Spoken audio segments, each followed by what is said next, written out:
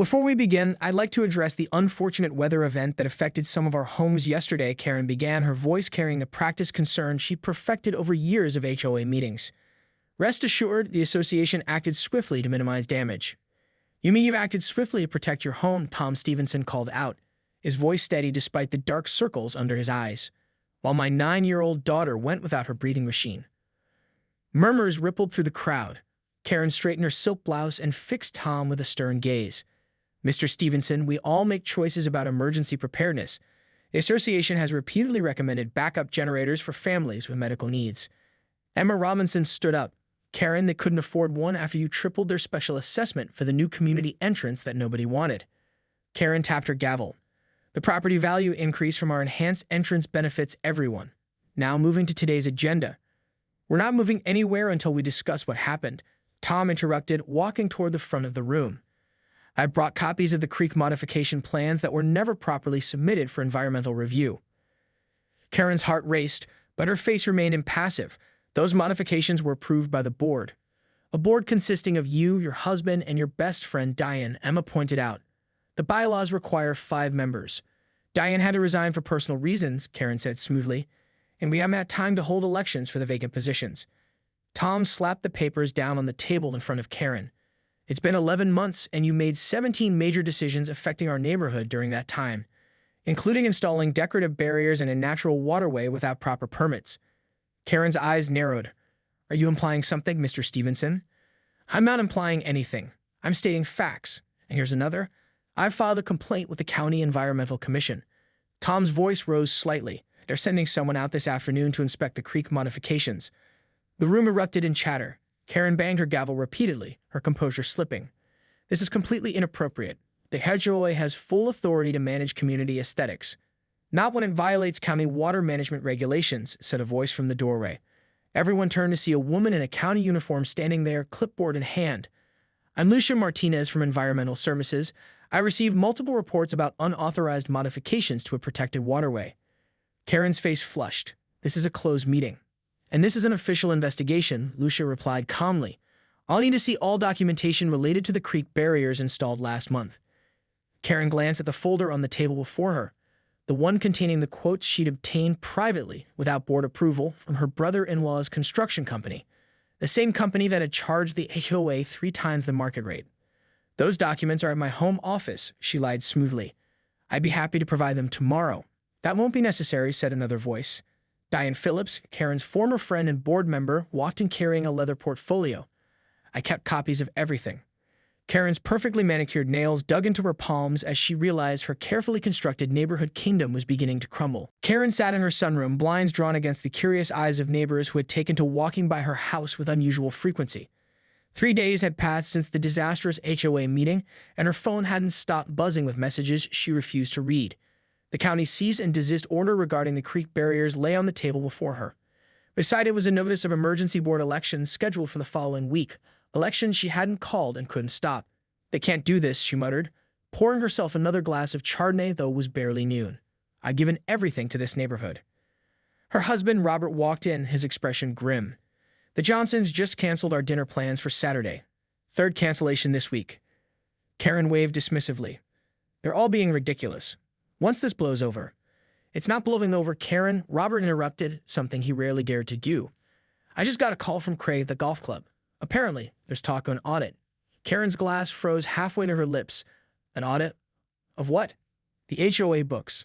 Tom Stevenson's sister is an accountant. She's volunteered to review the last 3 years of HOA financial records." The glass shook slightly in Karen's hand. "They can't do that without board approval."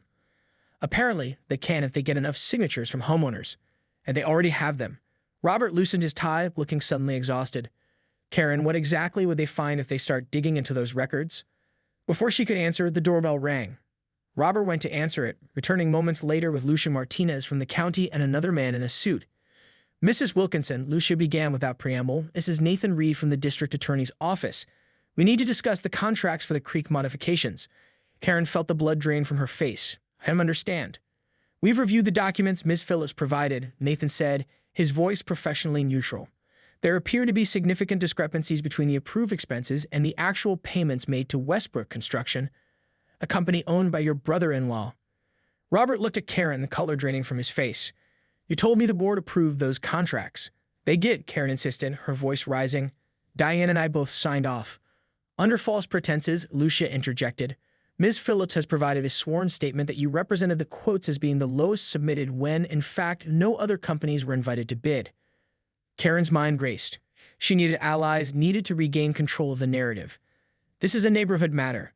The county has no jurisdiction over our internal decisions. Fraud has no jurisdictional boundaries, Mrs. Wilkinson, Nathan replied calmly, and diverting a natural waterway without permits is a county violation.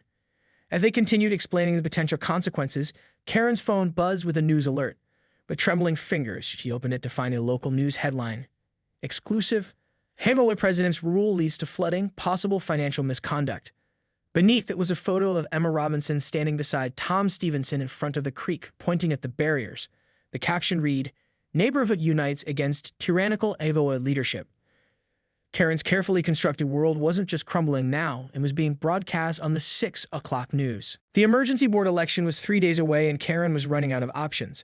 Her usual allies had scattered like leaves in a storm, not returning her calls and crossing the street when they saw her coming. Even Diane, once her closest confidant, was now cooperating with the investigation into the HOA finances. We need to fight back, Karen declared, pacing her living room where Robert sat slumped on the sofa. I've done nothing but improve this neighborhood for years, and this is the thanks I get. Robert looked up wearily. Karen, they found the secondary account, the one with the landscaping overcharges.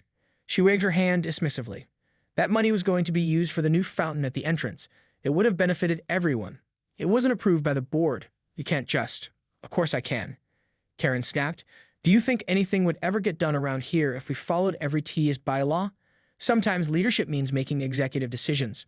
Robert stared at her, a new realization dawning in his eyes. You really don't see it, do you? This isn't leadership, Karen. This is, I don't even know what to call it. Karen stopped pacing, her expression hardening. If you're not with me on this, then just say nothing at all.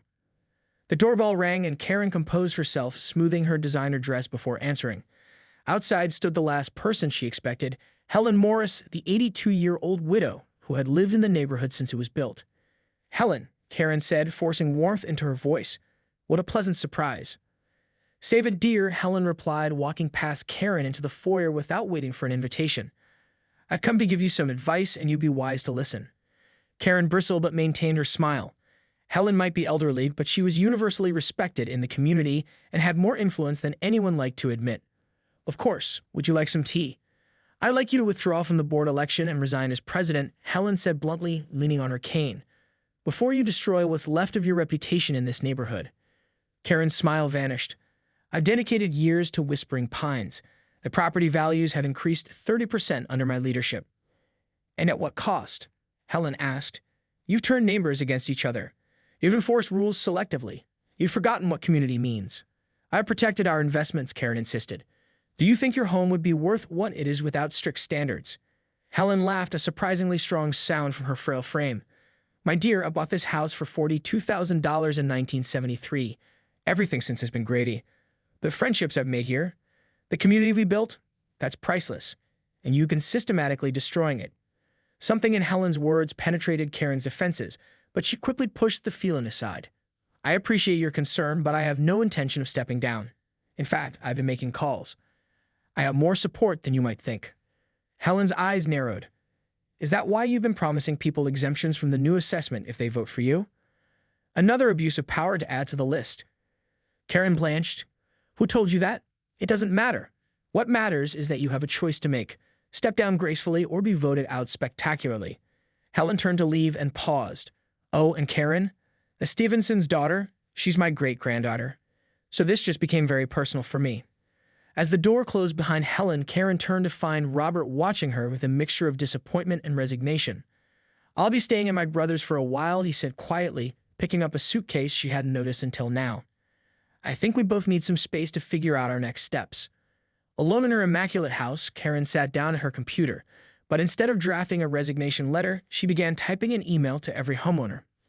Subject, urgent, the truth about the creek incident and the future of our community. She was not going down without a fight. Karen's mass email had the opposite effect of what she'd intended. Rather than rallying support, it sparked a neighborhood-wide backlash that manifested in a most visible way. Yard signs, By Wednesday morning, community over-control signs had sprouted on nearly every lawn except hers, their blue and white design clearly visible from her breakfast nook window. Tom Stevenson, it seemed, had printer connections and a talent for rapid response. Karen was considering this new affront when her phone rang. The caller ID showed unknown, but she answered anyway, desperate for any potential ally. Karen Wilkinson speaking. Mrs. Wilkinson, this is Abigail Winston from the Lakeview Heights Homeowners Association, came a crisp voice. We haven't met, but I understand you're experiencing some community relations challenges. Karen straightened. Lakeview Heights was the exclusive development across town, even more upscale than Whispering Pines. That's one way of putting it, Karen replied cautiously. I'd like to meet today, if possible. There may be a way forward that benefits us both. 2 hours later, Karen sat across from Abigail in an upscale coffee shop 20 miles away, far from prying neighborhood eyes. Abigail was everything Karen aspired to be, poised, immaculately dressed, with an air of unquestioned authority. Our board has been watching your situation with interest, Abigail said, stirring her latte. You've made some bold decisions, but your property value results are undeniable. Karen preened slightly. I've always prioritized neighborhood aesthetics and investment protection. Precisely why I wanted to meet. We have an opening on our architectural review committee. It could be a fresh start, away from the current unpleasantness. Karen's eyes widened. You're offering me a position, but I don't live in Lakeview Heights. Abigail smiled thinly. That could change. There's a lovely Tudor on Olmsted Drive coming on the market next week. Pre-listing, of course. Karen's mind raced. An escape route. A way to leave the mess behind and start fresh in an even more prestigious community with a built-in position of influence. I need to sell my house first, she said slowly. I have connections with a discreet real estate agent who specializes in expedited transactions, Abigail replied.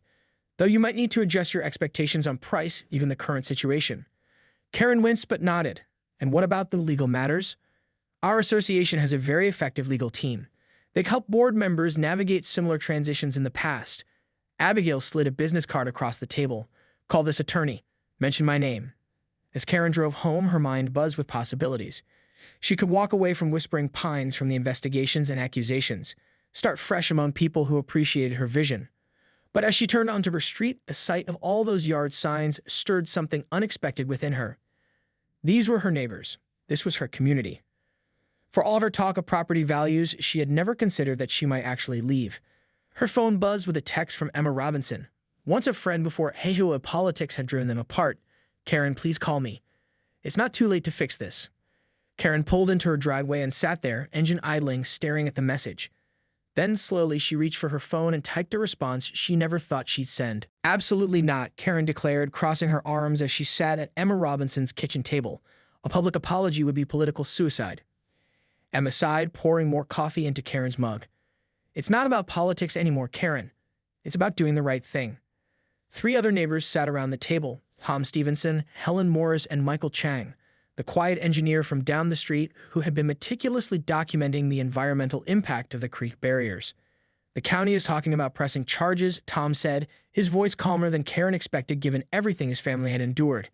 If you make this right publicly, they might be willing to focus on remediation rather than penalties. Karen's gaze darted between their faces, searching for the trap, the hidden agenda. All she saw was exhaustion and the surprising lack of the vindictiveness she anticipated. What exactly would I need to say in this apology? She asked carefully. Michael slid a single sheet of paper across the table. We drafted some talking points. Not a script, it should come from you, but the key acknowledgments that need to be made. Karen scanned the document, her jaw tightening. This makes me sound like a dictator who deliberately fled at homes. Isn't that what happened? Helen asked bluntly. No. I was trying to improve the appearance of the creek. The flooding was an unintended consequence. The room fell silent. Then Emma spoke softly. That's actually the first time you've acknowledged that the barriers caused the flooding. It's a start. Karen felt something shift inside her, a hairline crack in the defensive wall she built. I never wanted anyone to get hurt, especially not a child. Tom nodded. I believe that. But intentions don't dry out my daughter's medical equipment or restore our family photos. The HOA insurance, Karen began, is refusing to cover it because the modifications weren't properly permitted, Tom finished. We're looking at thousands in out-of-pocket expenses. Karen stared into her coffee, the reality of what she'd set in motion finally sinking in. So what happens if I do this public apology? The election is tomorrow. You'll lose, Helen said matter-of-factly, but you'll lose with dignity rather than disgrace, and the community might eventually forgive you. And the county investigation? Michael leaned forward. I've spoken with Lucia. If you agree to personally fund the creek restoration project, using proper permits and approved contractors this time, they might be willing to drop the more serious charges. Personally fund? Karen repeated, aghast.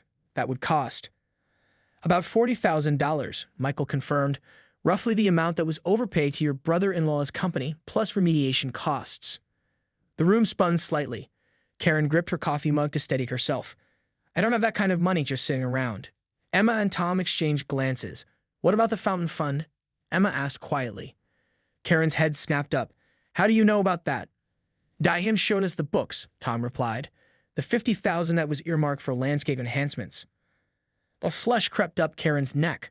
That money had indeed been diverted from various HOA accounts into what she had mentally labeled her Vision Fund for neighborhood improvements, improvements she had planned to unveil at a triumphant ceremony that now would never happen. That's HOA money, she said weakly. Technically, it's misappropriated HOA money, Helen corrected. Money that could be legitimately allocated to creek restoration if brought before a properly constituted board. Karen felt cornered, yet strangely relieved at the same time. There was a path forward, not the one she would have chosen, but a path nonetheless. And if I refuse? She asked, already knowing the answer. Then tomorrow's election will be the least of your problems, Tom said quietly. Karen took a deep breath, then reached for the talking points. I'll need a pen. The community center had never been so packed. Folding chairs filled every available space with latecomers standing against the walls. At the front, a long table had been set up for the HOA board candidates. All 5 positions were up for election following the mass resignation of Karen's appointed board. Karen sat alone at a small table off to the side, her prepared statement trembling slightly in her hands. She'd chosen her outfit carefully, not her usual power suit, but a simple blue dress that suggested humility without appearing defeated. The meeting began with Tom Stevenson, now acting as interim board chair, outlining the voting procedure. Then he turned to Karen. Before we proceed with the election, Mrs. Wilkinson has asked to address the community. The room fell silent as Karen approached the podium. Familiar faces stared back at her, some openly hostile, others merely curious, and a few, like Emma's, offering tentative encouragement. She cleared her throat. For the past 3 years, I have served as president of the Whispering Pines Homeowners Association. During that time, I made decisions that I believe were in the best interest of our property values and neighborhood aesthetics. Karen paused, deviating from her prepared text to meet the eyes of her neighbors directly. I was wrong. Not just about the creek barriers, which I now fully acknowledge caused the flooding that damaged several of your homes. I was wrong about what makes a neighborhood valuable. Murmurs rippled through the crowd. Karen continued, her voice growing steadier. I confused control with leadership. I prioritized appearance over community, and in doing so, I betrayed the trust you placed in me. She detailed the specific actions she was taking to make amends, fully funding the creek restoration from the misallocated special projects account, resigning from all positions within the HOA, and working with the county to ensure all environmental regulations were followed going forward. I can't undo the damage to the Stevensons' home or the fear their daughter experienced when her medical equipment was compromised, Karen said, her voice catching slightly. But I am personally covering the replacement costs that insurance wouldn't accept, and I've engaged a professional restoration service for their damaged family photographs. The room had grown utterly quiet, every face turned toward her in surprise. That's not in your talking points, Tom whispered from nearby. I know, Karen replied quietly. It should have been. She turned back to the assembly. I don't expect forgiveness. I don't expect to maintain the social standing I once had here. But I do ask for the opportunity to make things right and to learn how to be a neighbor rather than just an enforcer of rules. As Karen returned to her seat, the expected angry outbursts didn't materialize. Instead, an awkward, thoughtful silence fell over the room, broken finally by Helen Morris's voice from the back. Well, that's a start, the elderly woman declared. Now let's elect a board that remembers what HOA is supposed to stand for, helping our area, not harassing our acquaintances. Surprised laughter broke the tension, and the meeting proceeded to the election. As expected, Karen received no votes. The new board would be led by Emma Robinson as president, with Tom Stevenson as vice president and 3 other neighbors, including Michael Chan, filling the remaining positions. After the votes were tallied and the meeting adjourned, Karen gathered her belongings, preparing for a quiet exit. But before she could leave, a small group approached, parents from her daughter's former playgroup, neighbors she had alienated years ago with her increasingly rigid enforcement of trivial rules. We're having a creek cleanup this weekend, one of the mothers said. if you want to come." It wasn't quite forgiveness. It wasn't quite friendship, but it was something Karen hadn't expected, a second chance. As she walked home alone, Robert still hadn't returned from his brother's. Karen's phone buzzed with a text from Abigail Winston. "I assume from your silence that you decided against our offer. Disappointing. Lakeview Heights only wants winners." Karen stared at the message for a long moment, then deleted it without responding. She had a creek to help restore. 6 months later, Karen stood at the edge of the newly restored creek, watching the water flow smoothly through the natural channel that Michael Chang had designed. Native plants lined the banks, their roots helping to prevent erosion while creating habitat for the birds and butterflies that now frequented the area. "It's beautiful," she said to Emma, who had joined her for the informal inspection. "Much better than those awful concrete barriers I installed." Emma nodded. "Michael says the water's functionality has been completely restored. The county environmental office is using it as a case study for remediation projects." Their relationship had evolved into something that wasn't quite friendship, but had moved well beyond the awkward animosity of the immediate post-election period. Karen had kept her word about stepping back from HOA leadership, instead channeling her organizational talents into the creek restoration project, and more recently, a playground renovation committee. "How are things with Robert?" Emma asked carefully. Karen sighed, separated but talking. "He's coming for dinner tonight, actually. First time in 3 months. The neighborhood had changed in other ways, too. The rigid uniformity that Karen had once enforced had given way to a more organic approach.